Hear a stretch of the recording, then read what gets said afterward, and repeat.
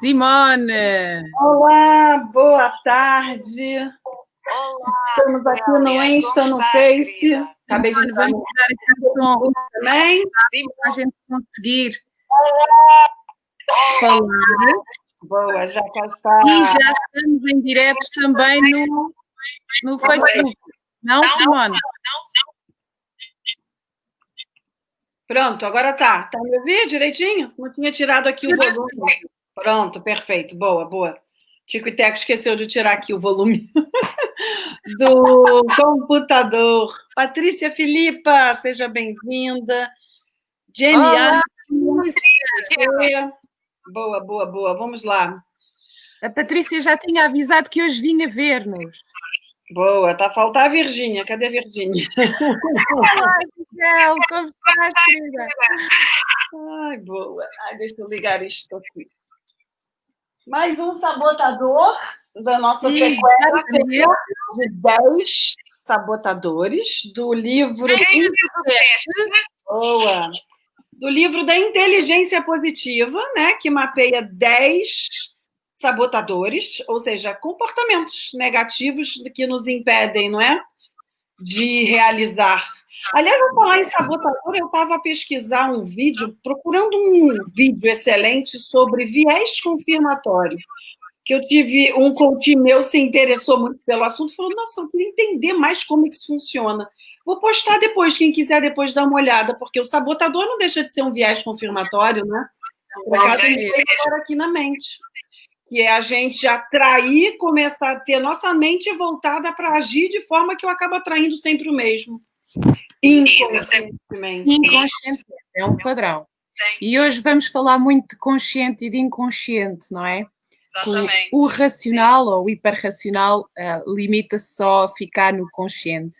E então vamos falar um pouco sobre isso também. Olá, Gisele, tudo bem contigo, querida? E aí perde, né, muito em termos de resultados, perde muito em termos de... Porque acredita que mostrar suas emoções é um sinal de fraqueza, né? Exatamente. Acredita que precisa ter comprovações científicas e baseadas e fundamentadas. Em algo, sim. Então, só para enquadrar aqui um bocadinho, nós todos estamos presos por parâmetros pré-existentes e crenças que são consideradas verdadeiras para nós. E estas críticas internas levam-nos constantemente a definir o que é certo e o que é errado. E à medida que nós caminhamos, temos que o que é verdade para mim nem sempre é verdade para o outro. E há crenças que efetivamente nos limitam. Isto são críticas internas que nós temos, a nossa voz interna, aquilo que nós chamamos de pensamentos, que muitas vezes nos limitam ou não nos limitam. Não é? Todos estes sabotadores normalmente são inconscientes e é necessário perceber o que é que vai bem lá no fundo e iniciarmos a mudança. Então, eu e a Simone já fizemos 7, não, este é o 7º, certo, Simone?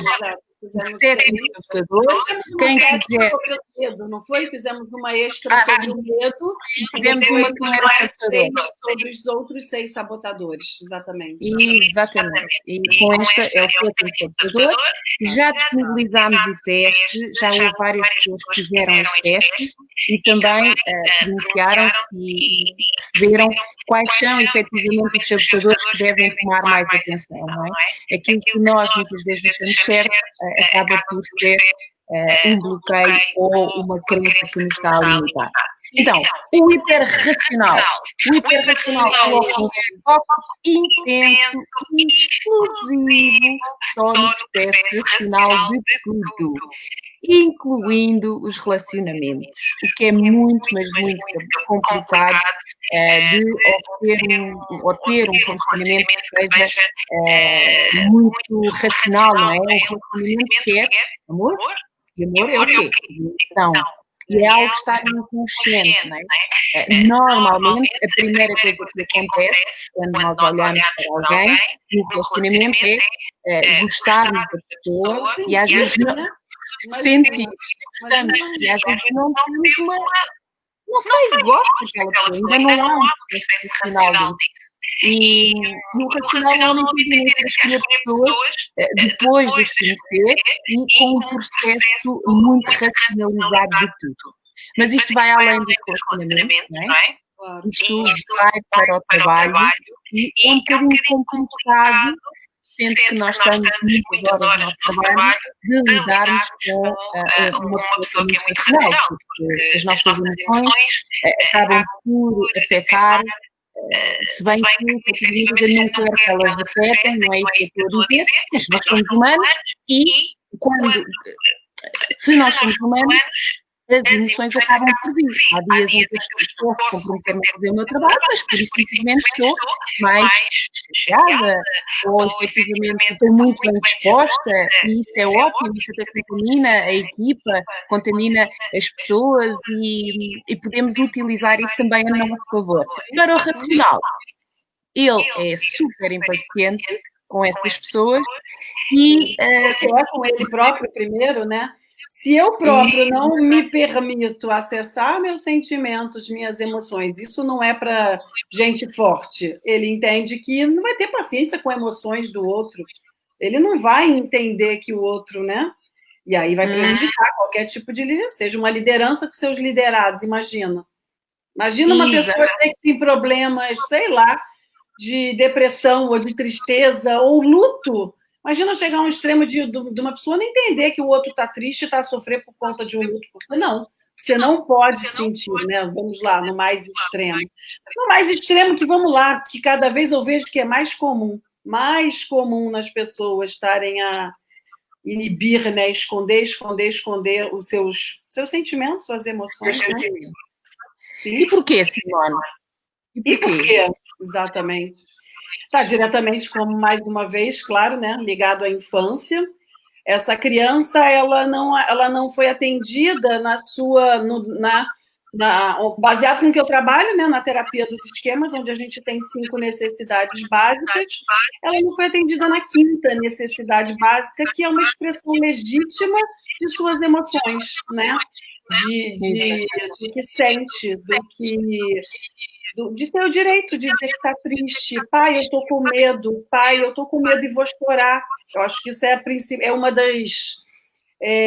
um dos principais exemplos que acontece com todo mundo, né? Que os pais vão e viram e falam assim, se for menino, então, chorar é para menina. Chorar, isso é marica, está a chorar. Mas não choram.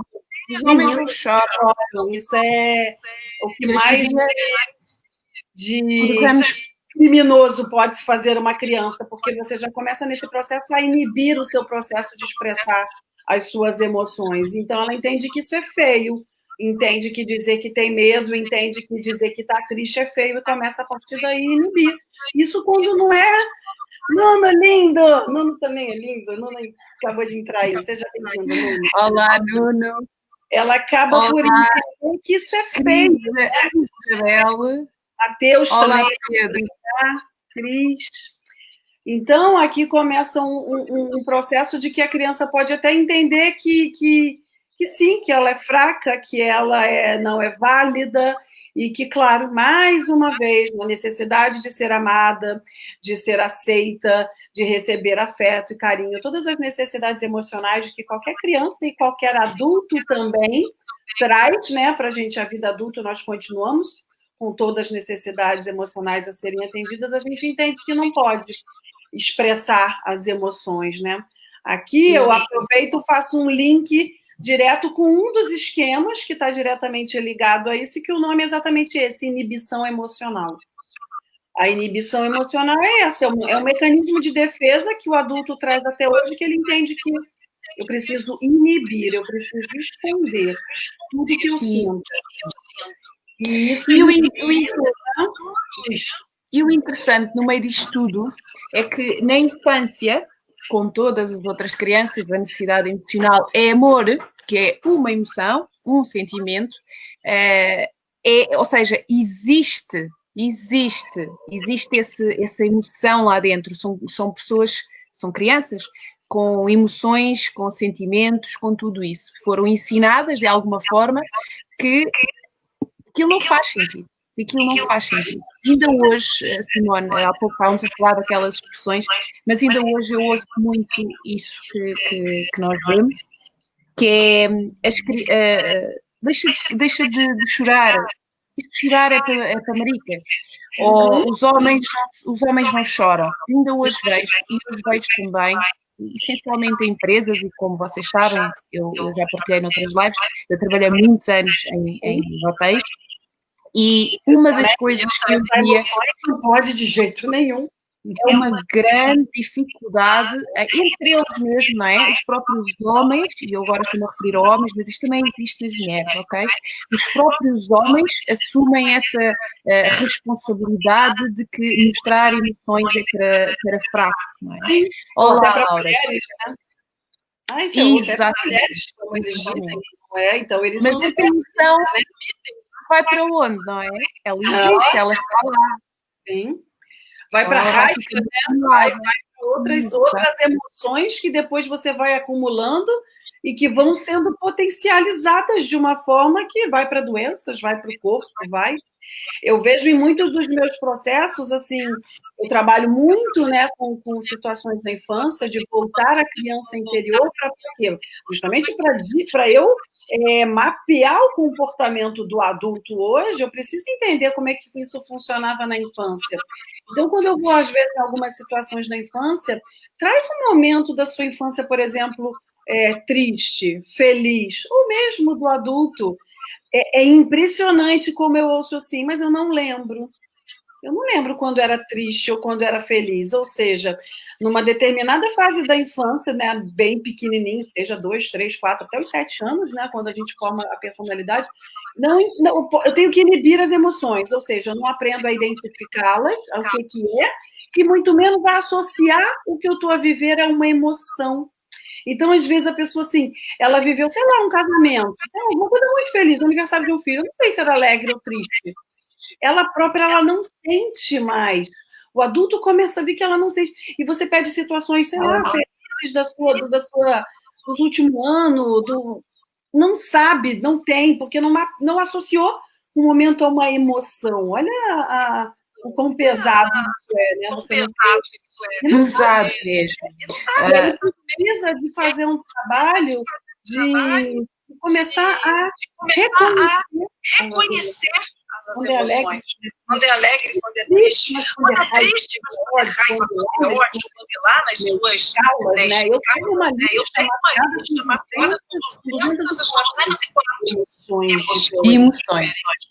E nós aqui podemos falar, claro, podemos ir a mais emoções, mas basta-nos falar das 5 ou 6 emoções básicas que nós temos desde que nascemos. Eu digo 5 ou 6 porque há autores que consideram que são 5 e há outros que consideram que são 6. Que consideram a surpresa, né? Exatamente. Aliás, o filme Divertidamente, que é uma animação que no meu ver está super bem feito, refere essas ele usa filme de uma forma fantástica, no meu ver. É uma metáfora excelente para nós percebermos um pouco mais do que é que vai na mente. Então, olharmos só para já, né? Olha que lindo, para começar a ensinar as crianças. Sim, existem emoções, sim, precisamos identificá-las. E sim, é normal sentir emoções, é normal sentir raiva, é normal sentir, é humano, né? Então, eu e a Simone trabalhamos essencialmente com adultos, não é? E temos que trabalhar constantemente, eu acredito que a Simone também no seu processo também tenha que trabalhar constantemente com a nossa criança interior, não é? E, aliás, falamos nisso em todas as lives, e uma das coisas que acontece é sentirmos a necessidade, agora que estamos a falar disso, de cada vez ser mais necessário, por outras palavras, que as crianças comecem a assumir desde cedo as emoções que elas têm e que são normais e naturais.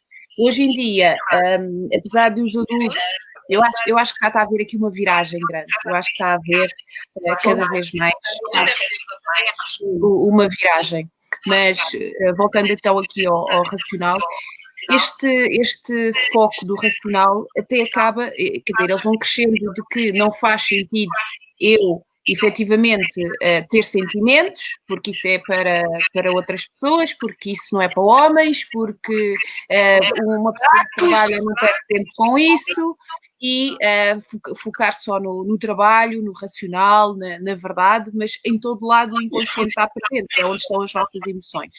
E a verdade é que à medida que as crianças vão crescendo, tornando-se adultos, adolescentes, adultos, elas começam a perceber que existe algum reconhecimento quando elas acabam por obter resultados. Porquê?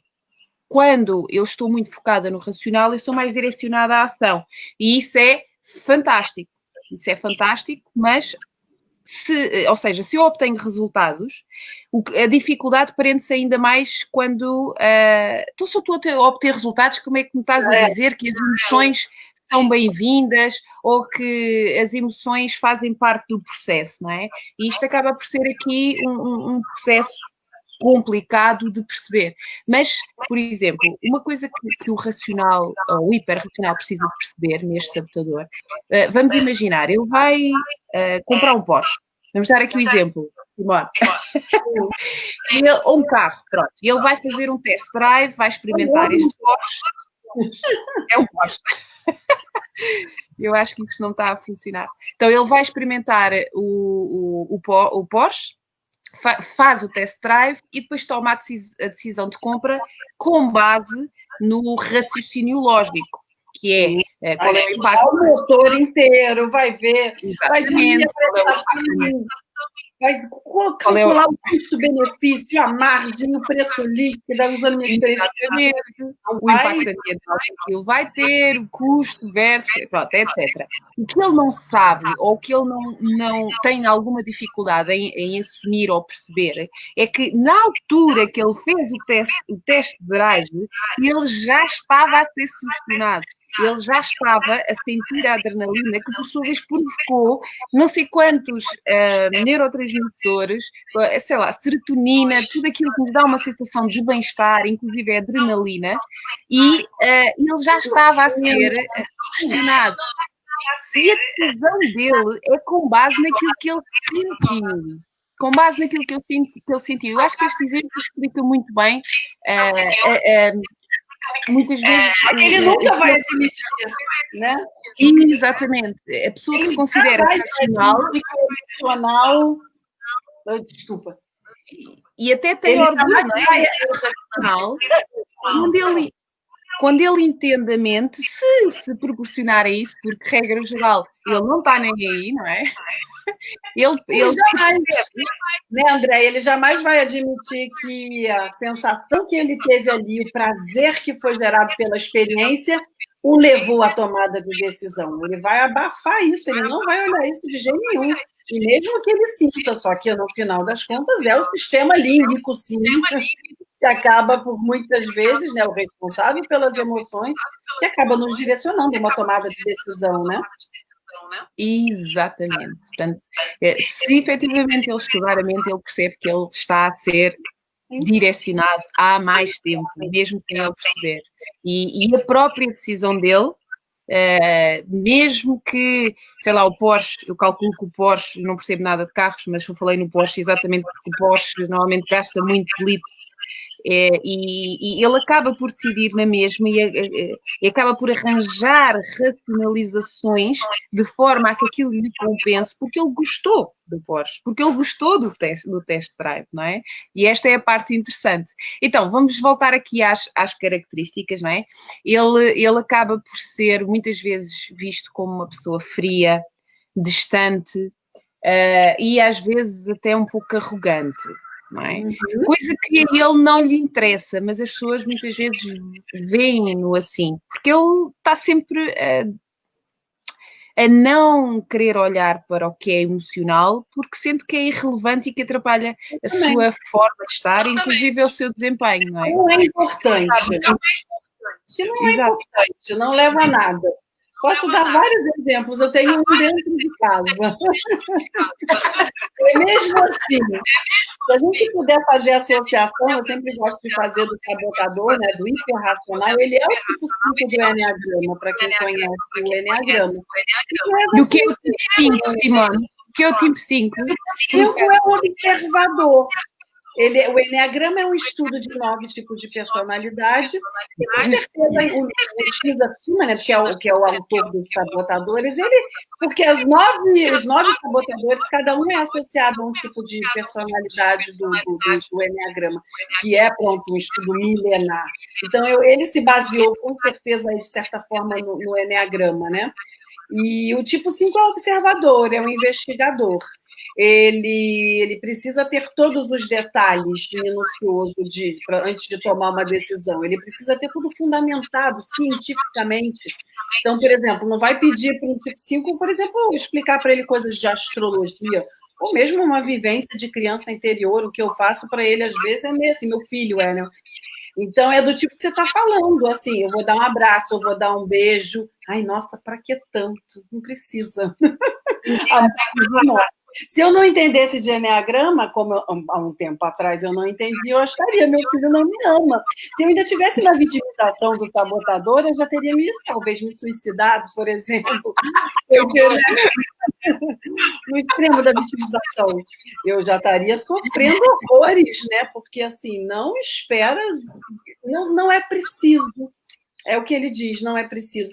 É tudo muito baseado, vamos lá, o tipo de Eneagrama ele é baseado em uma paixão capital mesmo, dos 7 pecados capitais. E aqui eu tenho a avareza, é o 5, é a economia. Então, as emoções, ele precisa economizar nisso. Por quê?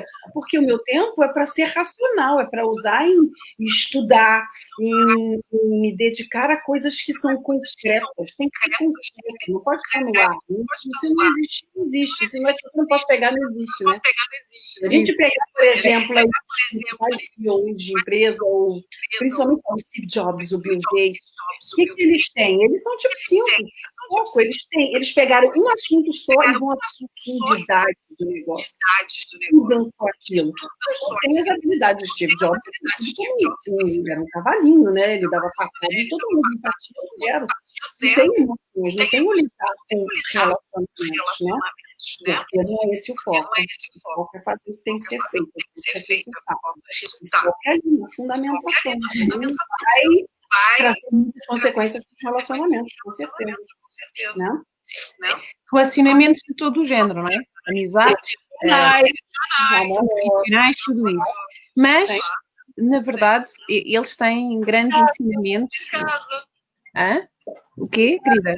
A mãe. Exatamente. Eles têm grandes ensinamentos por trás e trazem algumas aprendizagens. Mais uma vez, o problema é quando ele nos está a sabotar. Porque um Steve Jobs, apesar de ter tido estas questões de profundidade e ser o racional, nós percebemos que, à medida que ele foi evoluindo, ele próprio começou, até pelas frases, pela forma como ele se apresentava, a mudar o seu sabotador, digamos assim, não é? Ele começou a valorizar as coisas de outra forma, não é? Daí a dor da doença, mas precisou talvez da doença, olha que duro, precisou de ter ali o câncer, uma doença mais profunda para ver, de repente, começar a ver a vida de uma outra forma e entender o comportamento dele, né?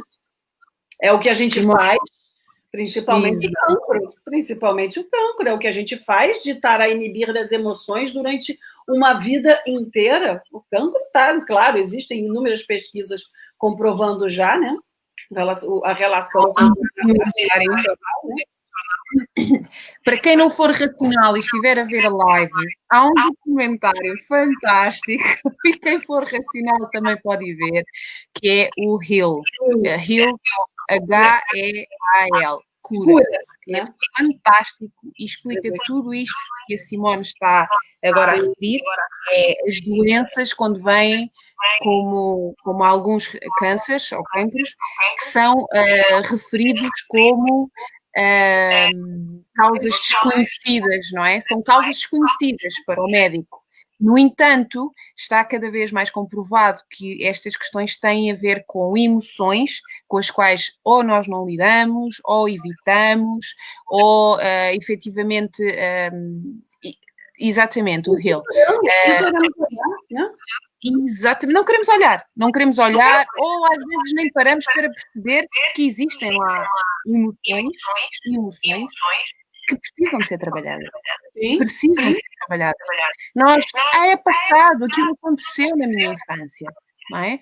E o que aconteceu na infância carrega connosco, se nós não soubermos lidar com isso. Não é por não olharmos, e é aqui que eu quero chegar, não é por não olharmos para as coisas, e não é porque o tempo passou, e eu já fiz um vídeo há pouco tempo por causa disso, que as coisas estão resolvidas. Não estão. Tempo ajuda a tirar o foco da situação, do que quer que seja, certo? Ou seja, a gente já quase não se lembra disso. Mas lá atrás ele ficou resolvido, e é por isso que tanto a Simone, como eu também em hipnoterapia, temos que centenas de vezes, eu diria que grande parte do meu trabalho acaba por ser direcionado para a hipnoterapia, não é? Para a criança interior, não é? Porque as emoções, né? Isto começou lá atrás. Sim, e por que começou lá atrás? Vamos falar nisso. Por que tem que acessar a criança? Porque essa inibição foi uma escolha da criança, foi uma estratégia que a criança usou ao entender que as minhas necessidades emocionais não são supridas. Ou seja, eu preciso, e aí podem ser inúmeras necessidades emocionais nessa primeira fase da infância.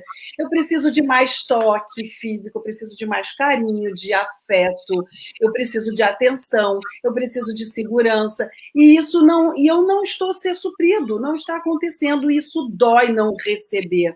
Essa dor de não receber causa dor, causa sofrimento. Então, o que ele faz?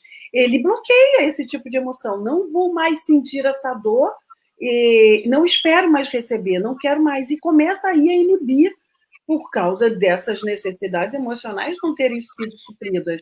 É aqui que começa o mecanismo, mais uma vez, da criança, de mecanismo de defesa, estratégia de defesa para quê? Para não sentir dor. Dói querer receber mais e não ter, né? Então, ela começa a entender que sofrer, que sentir aquilo é muito ruim, então eu não sinto, eu não quero sentir. E bloqueia mesmo, quando começa a vir o sentimento, ela começa a traçar estratégias para sair daquilo, isso dói. E aí vai, por exemplo, estudar, vai trazer alguma coisa racional, que é palpável, para sair da emoção, né? Para sair da dor, né? Eu sou o exemplo disso, e vou partilhar aqui em 2 minutos, muito rápido. Eu, em criança, passei por algumas situações. Gisele, eu já te respondo, está bem? Passei por algumas situações que todas as crianças passam, ou efetivamente nem todas as crianças, ainda bem, mas apesar de hoje estar compreendido, foi o divórcio dos meus pais, foi... Pronto, situações um pouco conflituosas que eu, depois de crescida e adulta, achava que já tinha ultrapassado. Até que me surgiu um problema oncológico e eu fui obrigada a ir de frente com esta situação que para mim já estava supostamente resolvida. Não é? Eu estou a partilhar isto, acho que é a primeira vez aqui numa live que eu estou a partilhar isto. Portanto, estou a sair da zona de conforto, Simone, estou a sair da zona de conforto. Não, e eu dei um sorrisão e pensei assim, vão achar que eu estou achando graça do que ela está falando. Mas eu sei do desafio de compartilhar, por isso. Sim, mas foi exatamente nesse momento que eu me permiti, é aí que eu considero que houve o meu grande despertar. E hoje em dia, quem me conhece, ou melhor, quem me conhecia há 10 anos atrás, e hoje em dia quem me conhece, sabe que eu sou uma pessoa super espiritual e antigamente toda a gente dizia que eu era cética. Portanto, eu tinha o racional ativo, eu tinha o racional, e atenção, tudo isto era inconsciente, não é? Eu estava a passar por um processo de inconsciente, sem ter a mínima noção do que é que eu estava a fazer, e na minha verdade eu estava certa. Não é? Até que me dizem que aquilo que eu tenho não tem propriamente uma resposta. Mais tarde ou mais cedo eu teria que fazer tratamentos. Um médico, e incrivelmente foi um médico que me disse-me assim 2 ou 3 palavras-chave que foram fantásticas, que foi, disse-me, Andréia, a partir do momento em que tu deixaste de fazer o que quer que seja, tu vais estar a entregar-te à doença. E nesse momento caiu uma ficha de várias coisas, porque o meu racional depois de ter a doença continuou ativo. E disse-me que a causa era desconhecida e também me disse a mim que podia ter, porque eles não podem dar certezas, mas desconfiam que estas coisas têm a ver com questões emocionais e geneticamente, apesar de não haver agora ninguém vivo na minha família que tivesse isto, eu podia estar a carregar não só os olhos dos meus antepassados ou a cor do cabelo, mas também as emoções delas. E a verdade é que eu via descobrir que eu sou uma pessoa super emocional. E aí entrou a hipnoterapia na minha vida. Daí eu ter esta paixão louca pela hipnoterapia, porque foi a solução que eu encontrei na altura para poder ir lá atrás e hoje estar bem. Eu posso vos dizer que o nódulo já tinha 4,5 cm. Simone, é para abrir tudo. Bora, é tudo lindo. Já tinha 4 centímetros e meio. Quantas pessoas a gente ajuda quando a gente abre assim o que aconteceu? É isso. Você está aí, exemplo de cura. Pô, melhor que isso. E até hoje, e esse nódulo reduziu substancialmente, mas de uma forma que até hoje eu não tenho qualquer tipo de tratamento feito, não tenho nada. Para os médicos, continua ativo. Para mim, já nem penso nele. É isso aí. E por não pensares nele, provavelmente não tens emoções e sentimentos relativos a ele, expressas melhor tua espontaneidade, tuas emoções, e não crias a doença. E foi uma mudança radical na minha vida, Simone, radical. Foi aí que eu me permiti sentir, foi aí que eu me permiti pura e simplesmente aceitar quem eu sou. Foi aí pura e simplesmente que eu permiti aceitar as emoções e não querer saber do que os outros acham ou pensam. Foi aí que eu comecei a olhar para a espiritualidade de uma outra forma. Foi aí que eu comecei a olhar para a alma, não é? Na infância, quando essas emoções são bloqueadas, quando a criança entende que o melhor é fazer isso, o que ela bloqueia junto? Imagina, toda a espontaneidade da criança, que é o de mais puro, né? Toda a criatividade, toda a espontaneidade da criança. E aí, por isso que a gente depois fica num comportamento super autocontrolador. Ou seja, eu preciso estar o tempo todo quase que me vigiando para eu saber se eu não vou falar algo que vai desagradar, ou vou me expor, ou vou exprimir uma emoção, ou me expor de uma forma que vá vir, que não seja o correto. Porque foi assim que aprendeu, né? A gente vai... O que é o correto, não é? O que é o correto, exatamente. Eu falei da quinta necessidade, que é essa expressão legítima emocional, quando ela é bloqueada, ela gera exatamente um padrão negativo de supervigilância. Ou seja, o adulto hoje fica o tempo todo tipo, se autovigilando. Que sofrimento, que gasta de energia mental, emocional, comportamental, de você precisar ficar pensando o tempo todo, bloqueando as suas espontaneidades, né? Podendo ser exatamente quem você é, porque foi assim que teve que ser na infância. Teve que ser em função de mecanismo de defesa, com tudo os melhores recursos que a criança tinha naquele momento para lidar com os pais, cuidadores que tinham, né? Para não ser punido ou simplesmente para buscar mais amor. Mas hoje o adulto pode fazer diferente sempre. Eu não preciso... É que nós adultos, né? É uma coisa que ninguém sabe, você já começa a guardar a partir de agora. Nós temos ainda dentro de nós a criança interior, buscando a aceitação do pai e da mãe, buscando ser amado. Nós temos ainda o padrão infantil dentro de nós, quando não olhado e curado, ainda a buscar as necessidades emocionais da criança. Sim. E a responsabilidade...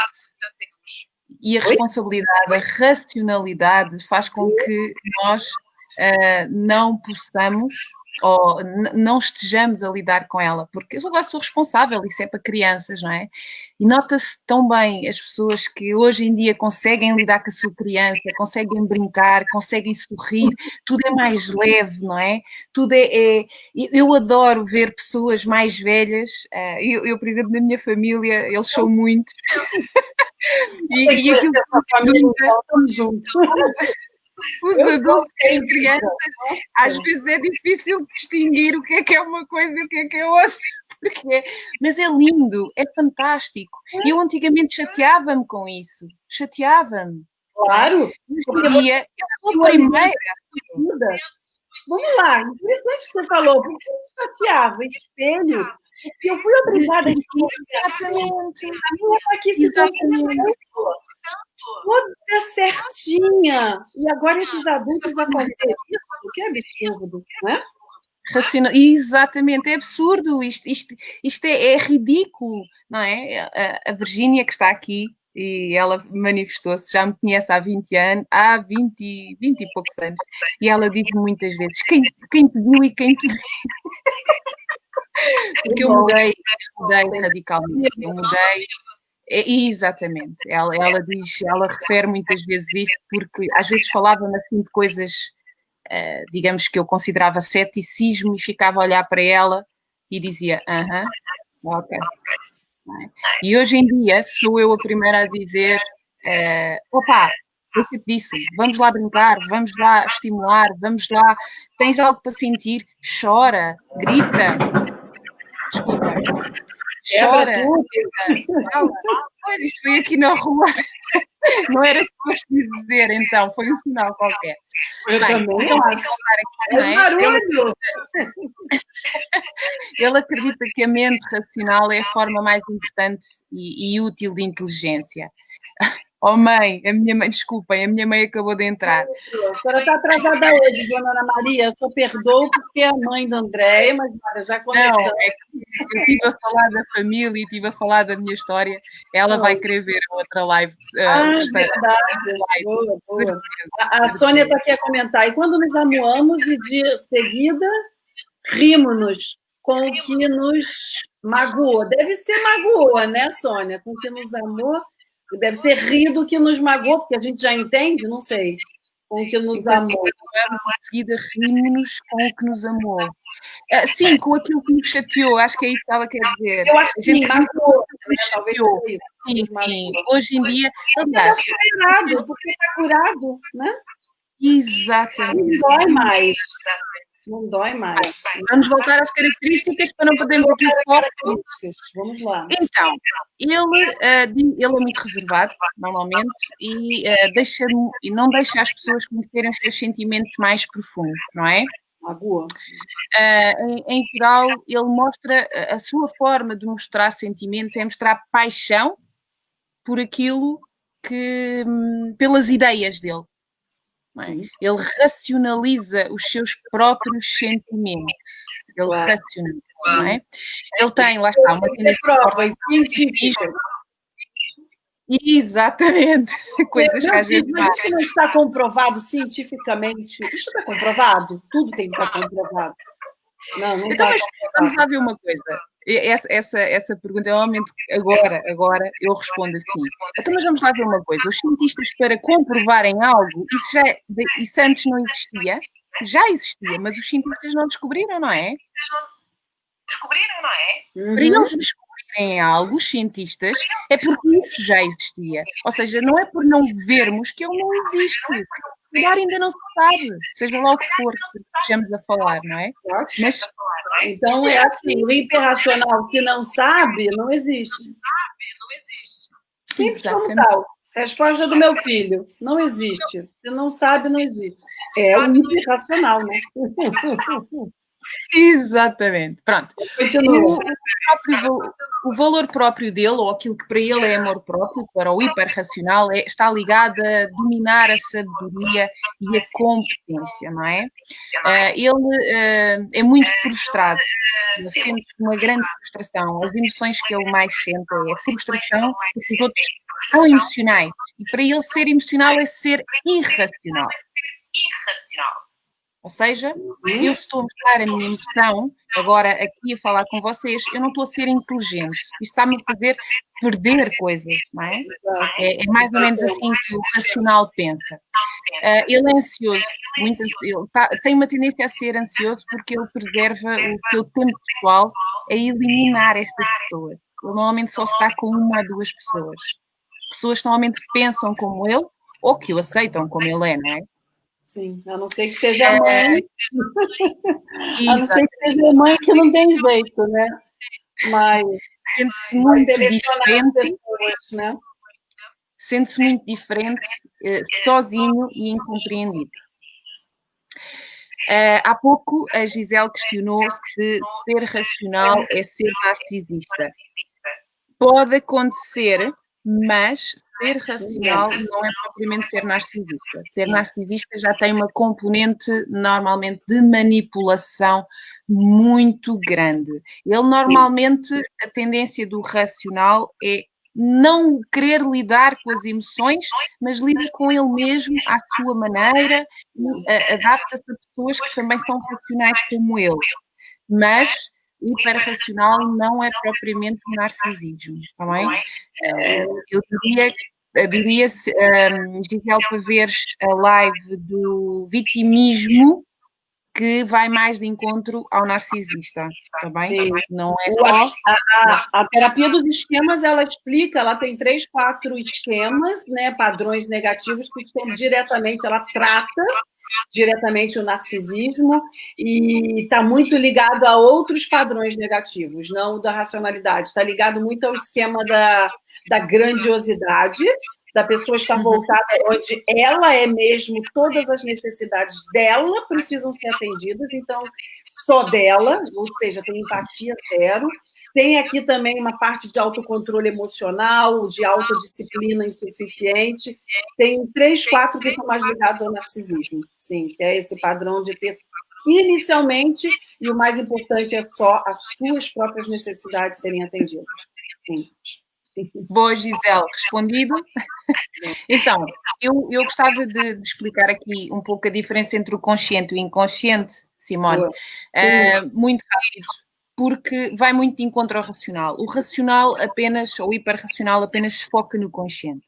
O consciente é a parte da mente que controla os pensamentos, as ações e as nossas vontades, não é?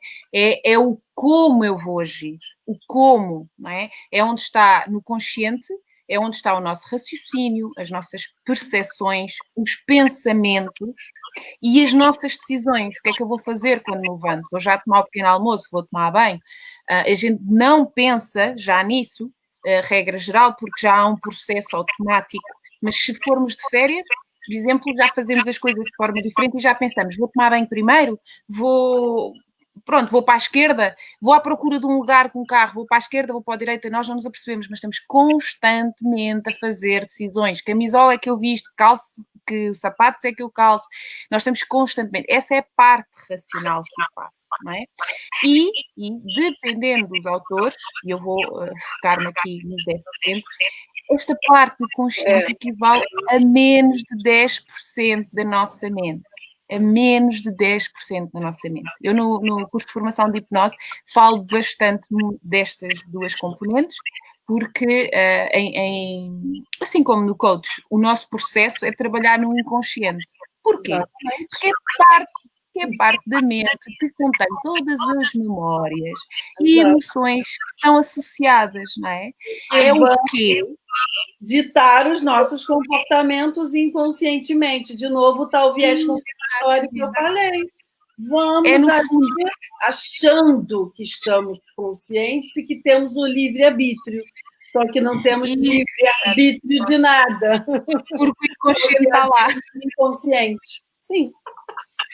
Nós só temos o livre-arbítrio, e eu agora usando a expressão da Simone, quando nós sabemos dominar o nosso inconsciente. E ele vai sendo trabalhado à medida que nós vamos crescendo e trabalhando também o nosso autoconhecimento, não é? Pronto, mas no inconsciente está o que é que eu quero fazer e o porquê que eu quero fazer, não é? E isto é aqui que nós temos a nossa memória, é aqui que nós temos os nossos desejos, é aqui que se encontram as emoções, os padrões repetitivos, a impulsividade, os medos, procrastinação, perfeccionismo, exatamente. Os padrões negativos, né, de comportamento. Exatamente. E esta parte, olhem e reparem no que é que o racional está a perder, não é? Porque esta parte equivale a mais de 90% das nossas ações e nós só nos focamos no que o consciente diz, para a esquerda ou para a direita. Mas nós estamos constantemente a ser condicionados pelo inconsciente. O exemplo do Porsche há pouco explicou perfeitamente o que é que... Portanto, ele acaba por achar que está a tomar uma decisão racional, mas tudo aquilo que aconteceu, a emoção, o desejo, a adrenalina, a vontade, está tudo no inconsciente por mais de 90%. E aí, Andréia, o que me veio agora à cabeça é assim, se a gente tivesse, se de fato fosse o racional mais importante e responsável pelos nossos resultados, eu conseguiria fazer exatamente tudo na minha vida, sem problemas nenhum, entrando no Google. Lá eu tenho como fazer tudo. Eu tenho lá a receita, um passo a passo de como eu posso abrir uma empresa e ganhar dinheiro, eu tenho como emagrecer, eu tenho como qualquer coisa eu tenho lá. E por que umas pessoas conseguem fazer e outras não? Por que umas conseguem simplesmente domar as suas emoções? Pronto, eu estou dando a resposta, mas domar as suas emoções, ter o seu autocontrole para não atacar a geladeira e comer o pudim de uma vez inteira, e outras têm o autocontrole para saber, não, eu estou num processo. O que pega? O que é essa impulsividade? O que é? Eu não tenho controle, então, não é? Eu não tenho o controle, porque eu não consigo fazer. Porque o que vai acabando, que leva você a tomar as decisões, vai ser o sistema límbico, vão ser as emoções que vão te dar esse autocontrole para você entender, por exemplo, que para você perder 20 quilos, você vai ter um processo de 6 meses, por exemplo, de dieta, e que durante nesses 6 meses eu preciso ter um passo a passo. E aí? Por que uns conseguem esse passo a passo e outros não? Porque o emocional vai estar o tempo todo ali, te mandando e abrir a geladeira e devorar o pudim. Me veio o pudim na cabeça. Mas é muito isso, né? Bem, então vamos à parte de percebermos o que é que o hiperracional precisa de entender, não é? Ele precisa de entender que quando ele está a afastar os seus sentimentos, eles o privam, neste caso, de desenvolver qualquer habilidade de relacionamentos profundos e ainda de aproveitar as verdadeiras alegrias emocionais da vida, não é? O que é que me interessa a mim ser uma CEO fantástica e depois, ou ter não sei quantos carros e, sei lá, ser muito bem sucedida com resultados, se eu depois não lhe atribuo significado. No hiperrealizador, nós falamos aqui um pouco também desta questão, que foi no sabotador interior, mas há aqui uma grande diferença entre o hiperrealizador e o hiperracional. O hiperrealizador não quer lidar com as emoções, ele sabe que existe, e não quer lidar com as emoções porque acham que elas atrapalham o seu desempenho. O hiperracional acha mesmo que as emoções nem sequer são bem-vindas, não é? No fundo, um procura obter respeito e valorização própria através do seu desempenho e apaga, que é o realizador, e apaga as emoções, mas ele sabe que as tem, ele sabe que existem, e o racional, como nunca foi permitido trabalhar com essas emoções lá atrás, ele acha que isso é sinal de não ser inteligente, não é que não é capaz. Se ele lidar com as emoções, ele está a achar que ele está a perder grande parte do seu propósito, não é?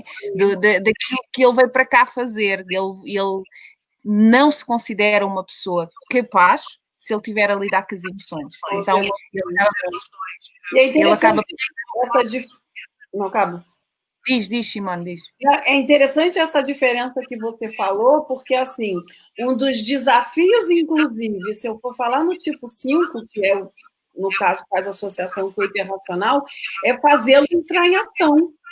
O caminho de evolução dele lá no Enneagrama é ir para o hiperrealizador, é ir para o tipo 8. Por quê? Porque, por muitas vezes, ele não sai do racional e não entra em... Ele fica só no racional. Ele é muito inteligente, mas não põe essa inteligência em prática. Olha que interessante. Ele não põe isso para o mundo. Então, pode ser que ele não ganhe dinheiro com a inteligência dele. Pode ser que ele não vá pôr em prática tudo isso que ele estude tudo, seja um grande estudioso, um grande entendedor, investigador, mas não ponha isso em prática. Olha que... E aí pode haver outros problemas, né? Então, essa diferença... Cabe exatamente essa diferença. O realizador, como tem o foco dele se valer pelo que ele realiza, né? O foco lá no resultado, ele vai pôr em prática. Mas o racional não, pode ficar preso ao seu mundo racional e não pôr em prática, né? E o trava, acabou travando. E o trava. Trava. Continuar.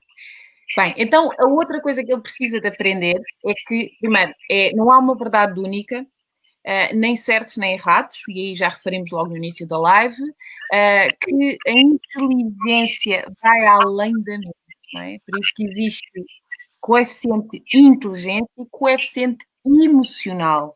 E antigamente isso não existia, não é?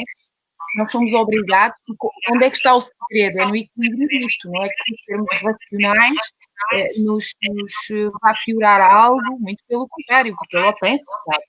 Nós todos queremos obter resultados, sem dúvida, não é? Só ser emocional, sem dúvida, não é? Exato, só ser emocional vai fazer piores danos ainda, não é? É bom a gente falar isso aqui. Aqui não estamos aqui a defender o ser emocional, simplesmente, não. Agora, uma coisa que se eu tenho os dois, por que o ser humano precisa estar sempre nessa bipolaridade, né? Ou eu sou só racional ou eu sou só emocional? O cara do 880. Por que eu não uso os dois para me ajudar a ter melhores resultados? Mas eu acho que tem um segredo. Foi ensinado assim, né? Não pode, porque culturalmente foi ensinado assim. Tem que emoções. Emoções não trazem resultado. E é exatamente o contrário. É eu descobrir o porquê ou o que eu quero lidar com aquilo, que é as emoções que eu trago ao de cima, o meu inconsciente, e perceber que, lá está, que os meus valores estão naquilo que é mais profundo, que vai de encontro ao meu coração e não à minha mente. Mas sem o racional, apesar de ser menos 10%, que é o consciente, a gente não ia a lado nenhum. Não, porque tem que entrar em ação. Porque exatamente. Temos que entrar em ação. O emocional não vai trazer resultado, tem que entrar em ação. Mas por que eu não entro em ação baseado no meu emocional? Né? É unir o que a gente tem. Né?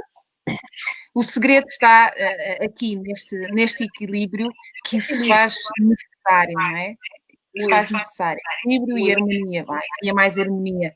Porque há momentos em que nós temos que ser mais da ação, de colocar as coisas mais na prática, e se calhar antes de colocarmos as coisas na prática é importante perceber porquê que eu quero fazer isto, não é? Onde é que está o significado por trás disto? E quando nós temos esse significado certo, uma componente, é o que eu costumo dizer, não há nada que nos pare. A gente vai e não consegue parar, é uma determinação, porque a componente do inconsciente, a profundidade está lá, a gente atribui um significado. E nós, quando olhamos para isso, nós começamos a olhar para a vida de uma outra forma, para o significado das coisas, como se fossem mais do que só fazer, não é? É mais do que só fazer. Você me lembrou um exemplo muito bom que eu ouvi o outro dia, que é assim, você imagina a diferença de uma pessoa que está construindo um prédio, e aí você pergunta, o que você está fazendo? Ah, eu estou só construindo o prédio, acho que vai ser um prédio, acho que vai ser um prédio de uma igreja, onde vão morar pessoas, não sei bem o que vai ser, não, estou só botando tijolo em cima de tijolo. E uma outra pessoa está fazendo o mesmo trabalho de uma forma mais cuidadosa, tudo feliz. Mas o que você está fazendo? Por que você está tão feliz? Ah, porque aqui eu estou a construir uma igreja. E nessa igreja vão haver vidas que serão transformadas, vão haver a união de pessoas. E pronto, deu um exemplo. Ou seja, ele atribuiu um propósito maior. Aquilo propósito maior, o significado. E ao fazer isso, né? Por mais que construir tijolos em cima de tijolos seja difícil, ele está a ver ele deu um valor. Vai mais além, não é? Bom, aqui vamos de encontro ao propósito. E o racional... Vamos. Então, pergunta.